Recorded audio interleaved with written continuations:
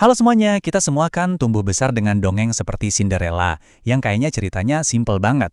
Tapi pernah kepikiran nggak sih, kalau di balik kesederhanaan itu, sebenarnya ada semacam pola atau rumus tersembunyi yang mengatur setiap karakternya? Nah, hari ini kita akan coba bedah bareng-bareng rumus cerita itu. Kita mulai dari pertanyaan paling mendasar. Sebetulnya apa sih tugas setiap karakter dalam sebuah cerita? Ini penting banget, karena karakter itu bukan cuma pajangan atau pion yang digerak-gerakin, mereka itu ibarat gear di dalam sebuah mesin. Masing-masing punya fungsi spesifik yang bikin keseluruhan cerita bisa berjalan.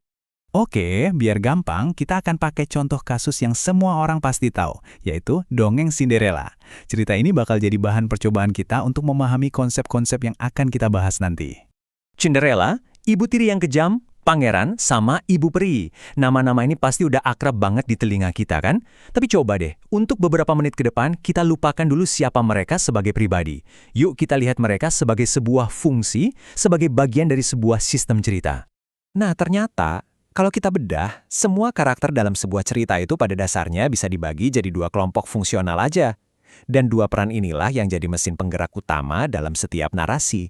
Jadi, ini dia dua kelompok besarnya. Pertama, tentu saja ada karakter utama.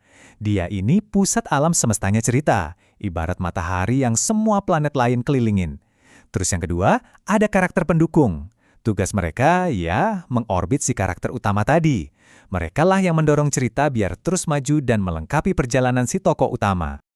Oke, sekarang kita fokus dulu ke peran yang pertama dan yang paling krusial, si karakter utama. Siapa sih dia, dan apa yang sebenarnya membuat sebuah karakter jadi bintang utama?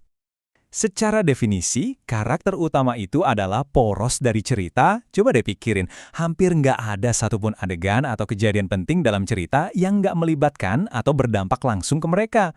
Simpelnya gini, nggak ada mereka, ya nggak ada cerita, titik. Contoh paling sempurnanya, ya Cinderella itu sendiri. Jelas banget kan siapa karakter utamanya? Dari awal dia menderita, lalu datang ke pesta dansa, sepatunya ketinggalan, sampai akhirnya dicari oleh pangeran, semua kejadian itu berpusat di dia. Ceritanya berputar di sekitar dia. Oke, bintang utamanya udah kita bahas. Sekarang, kita beralih ke para pemeran pendukung. Mereka mungkin nggak selalu kena sorot lampu panggung, tapi seperti yang akan kita lihat, tanpa kehadiran mereka, cerita juga nggak bakal kemana-mana. Jadi, fungsi utama karakter pendukung itu bisa dibilang sebagai katalis. Merekalah yang memicu reaksi, yang memastikan alur ceritanya nggak mandek. Coba bayangin, kalau nggak ada mereka, karakter utama kita bakal diam aja, nggak ada konflik, nggak ada tujuan. Pasti bakal bosen banget kan? Nah, yang menarik, karakter pendukung ini ternyata nggak cuma satu jenis. Mereka bisa dibagi lagi jadi dua kubu yang saling berlawanan. Ada yang tugasnya melawan si karakter utama, dan ada yang tugasnya justru membantu. Jenis pertama adalah para penentang, atau gampangnya antagonis. Kalau di kasus Cinderella, udah pasti ini adalah ibu tiri dan saudara-saudara tirinya. Fungsi mereka spesifik banget, menciptakan rintangan. Tanpa rintangan dari mereka, nggak akan ada perjuangan. Dan tanpa perjuangan, ya nggak akan ada cerita yang seru. Nah, jenis kedua adalah kebalikannya, yaitu para penolong. Ini kayak Ibu Peri. Fungsi mereka adalah datang di saat-saat genting untuk memberikan bantuan.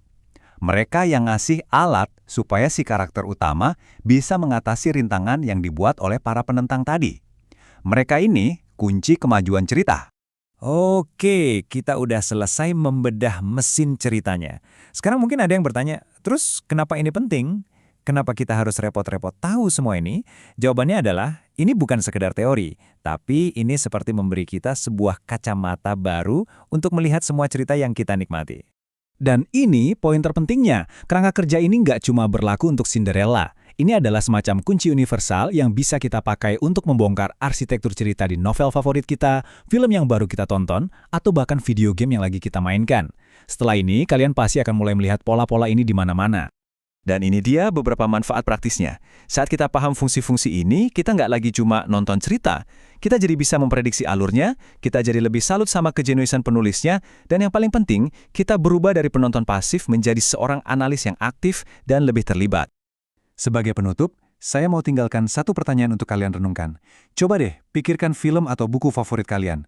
Selain si tokoh utamanya, karakter pendukung mana, entah itu yang jahat atau yang baik, yang menurut kalian perannya paling vital sampai bisa mengubah seluruh arah cerita. Coba deh dipikirin. Jawabannya mungkin akan mengejutkan.